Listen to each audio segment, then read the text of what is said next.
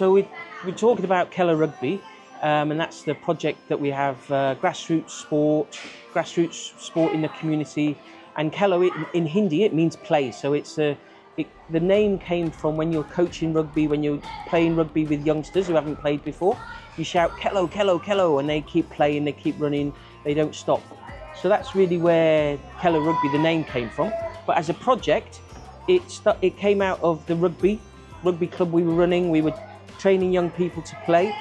And a lot of those youngsters, they said, oh, we want to take this game back to our community. And in particular, there was a couple of boys and girls who said, we want to take the game back, and how can we help the children in our communities? How can we work with them, disadvantaged communities, slum communities?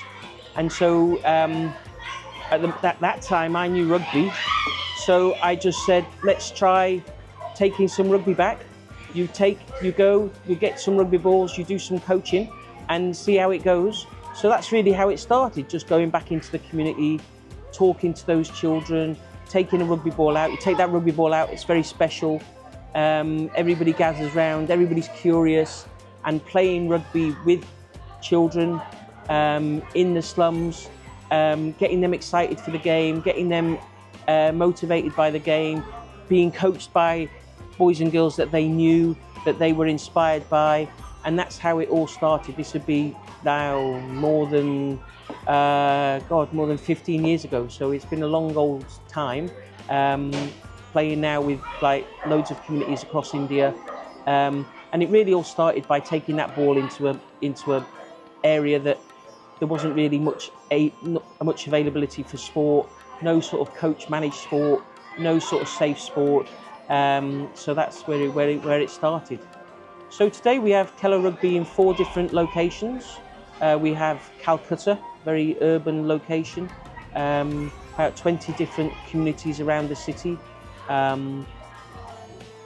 2,000 plus children playing. We have North Bengal, Saraswatipur, in those villages in the tea garden, very rural, 500-600 children playing there. In Jharkhand, another rural kind of setting, loads of difficulties and loads of kind of problems in that community. And we can't address all those problems, can't offer solutions to all of them, but by creating a community, by creating a sort of sense of belonging amongst children, a support network, then hopefully we can do some good. And then we also have a little project in Bengaluru, very urban, in a city that's got all sorts of pressures for space going on, and just working with a group of 300, 400 children there. So the great thing about Khelo Rugby, there's thousands of children involved. And for some children, they'll be involved very, light involvement. So they perhaps just come to training once or twice a week. And then for other children, we see them develop as leaders, develop as young coaches, go on and play for India, go and play for their state. And of course, that's always really exciting. When you see a youngster who comes up through the academy, comes up through playing in the Basti, and then is playing for their country, it's really exciting. And in fact, just yesterday, we were watching online on the YouTube, India were playing in the Asia Sevens Trophy. 2 kids from Future Oak who had been started in Khelo Rugby, playing in their kind of slum, and now they're playing for India in Oman, and they came second in that tournament, and that's amazingly exciting. Equally, when you see a youngster, so I got a message over the weekend from a youngster who's now works in Dubai, works in a fancy hotel, and he'd sold some very expensive bottle of sake, and he sends me this message saying, I've just sold this bottle of sake, cost 9 lakh rupees, which I think might be 3,000 or 4,000 New Zealand dollars or something crazy. And he sends me this message saying, I've just sold this bottle of sake.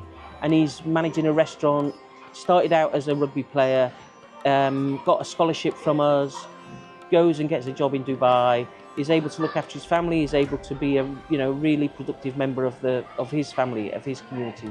So those stories are happening all the time, and it's exciting to see. It's great to see when a youngster does well in their life.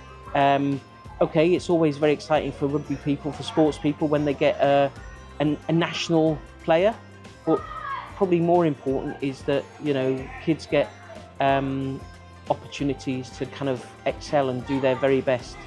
So I suppose living in Calcutta, it's obviously very busy. It's very hectic. There's lots of people. It never stops.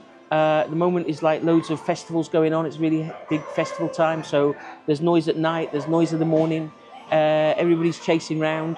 But it's also like alive, and it has this special kind of atmosphere in the city that's difficult to describe. But it's very friendly. People are amazing. Everybody's just kind of, everybody gets their head down and does their thing, but the sense of community in the city is very powerful. And I think that is what makes the city for me, so enjoyable to live in, that sense of community that people have. And it's a city that looks after its own. Okay, there's tremendous poverty, there's tremendous difficulties, people have real challenges in their life, but that's the same all over the world.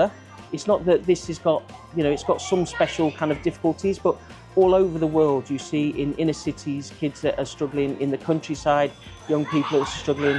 So it's just nice to make a difference in a few lives. It's nice.